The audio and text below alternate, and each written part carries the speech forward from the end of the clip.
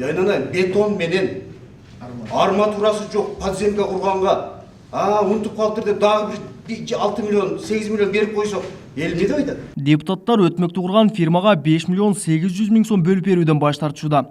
Анткени өтмөктүн сметасы 19 миллион сом деп каралып, аны тендерден уткан курулуш фирмасы 11,8 миллион сомго бүткөрүүгө макулдук берген. Эми болсо анын сметасында айрым курулуш каражаттар кирбей калганын айтып, дагы акча сураган. Ага эл өкүлдөрү макул болушкан жок.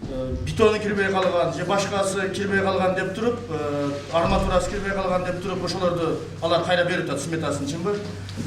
Менин сунушум депутаттарга ушул 5 миллион 700-дү через сот аркылуу гана берсек. Былтыркыны? Былтыркы. Эл өкүлү айткан сунушту бир топ депутаттар колдошту.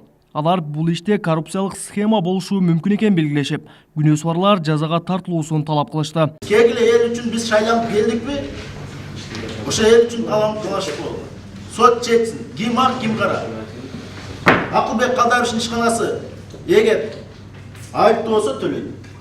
Жок, эгер Акылбек Калдаровичтин ишканасы айыпкер эмес, экспертиза болсо, же болсо проектировщиктердин немеси болсо, анда ошолор төлөсүн. Ал эми депутаттардын мындай дооматына шаардагы курулуштарга жооптуу жетекчи жогорудагы кырдаал техникалык мүчүлүштүктөн улам жаралганын айтып, кутулууга аракет жасады. Бүгүнкү күнү бул технический ошибка. Сиздер ошол экөөнүн айырмасы немеңизде, ал жерде десити көргөндө программалар кеткен, эми компьютер экен, башка экен. 110 страница немелер проекттер ушул. Курулуштун сметасын жана долбоорун компьютер атайын адистер даярдаганы менен аны капиталдык курулуштун жетекчилиги сөзсүз текшериши зарылдыгы белгиленди. Деген менен мындай оор койгон катачылык үчүн тийиштүү жетекчиге чара көрүлгөн жок. Ал эми шаар башчысы териштирүүнүн жыйынтыгы менен гана жооптуу адамдарга чара көрүлөт деп ишендирди. Шаарда болуп аткан ири курулуштардын бардыгын биздин ушул капиталдык курулуш ишканасы аркылуу болот.